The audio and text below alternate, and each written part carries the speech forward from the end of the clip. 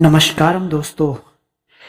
Depression एक गुफा की तरह है जहां अंधेरा हावी लगता है, पर अगर तुम डर के आगे चलो तो पता चलता है कि तुम्हारे भीतर की रोशनी उस अंधेरे से ज्यादा ताकतवर है। जिंदगी की पहेलियां तुम्हें तोड़ने नहीं बल्कि तुम्हें खोजने आती हैं। सबसे बड़ा रहस्य यही है कि तुम अधूरे नहीं हो। तुम्हारे अंदर वो सब कुछ है जो इस अंधेरे को चीर सकता है। बस एक कदम बढ़ाना है। आइए जानते हैं, डिप्रेशन को एक कहानी से समझते हैं। एक छोटे से गांव की पहाड़ियों में घिरा एक पुराना सुनसान घर। उस घर में रहती थी 22 साल की आराध्या, जिसकी आंखों में चमक कब की मर चुकी थी। डिप्रेशन के अंधेरे ने उसे दुनिया से काटकर इस खंडहर में धकेल दिया था। एक रात तेज बारिश में उसकी नजर अटारी में पड़े एक धूल भरे ट्रंक पर पड़ी।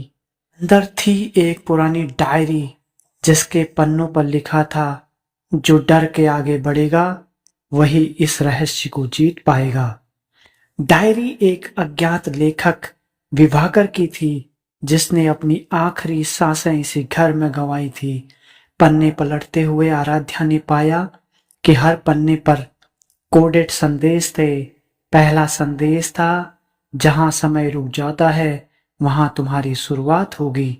आराध्या ने घर की पुरानी घड़ी की ओर देखा, जो सालों से 11:45 पर अटकी थी। घड़ी के पीछे छिपा था एक नक्शा। नक्शे पर अंकित थी एक गुफा, जो गांव के जंगलों के बीच थी।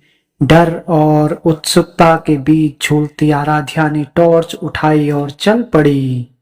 गुफा के अंदर उसे दीवार पर अजीब प्रतीक मिले। एक हाथ में दिया, दूसरे में तलवार। डायरी के दूसरे पन्ने पर लिखा था, अंधेरा डराता है, पर जो अपने अंदर की रोशनी पहचाने वही आगे बढ़े। आराध्या ने टॉर्च की रोशनी में प्रतीकों को सुलझाया। तभी उसकी नजर एक पत्थर के नीचे दबे लोहे के बक्से पर पड़ी। बक्से में थी एक पुरानी तस्वीर, जो तस्वीर थी विभाकर की, जो उसके पिता जैसा ही दिखता था। और एक पत्र, बेटी, मैं तुम्हारा पिता हूं। जब तुम ये पढ़ रही होगी मैं नहीं रहूंगा, पर ये रहस्य तुम्हारे लिए है। जिंदगी की हर चुनौती एक पहेली है, हार मत मानो। आराध्या जैसे सन्न हो गई। पिता, जिन्हें वह अनाथ समझती थी, ने उसे ये सब दिया था। अगले संदेश ने उसे नदी के किनारे पहुंचा दिया, जहां एक पेड़ की जड़ों में गड़ा था सोने का सिक्का, जिस पर खुदा था, तुम्हारी हिम्मत ही असली खजाना है।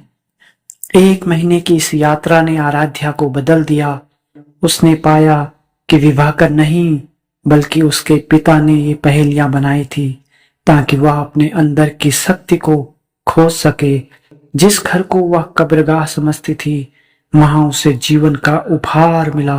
दोस्तों, डिप्रेशन एक गुफा की तरह है। अगर आप भी वहां से निकल जाओ तो फिर डिप्रेशन नाम की कोई चीज ही नहीं है।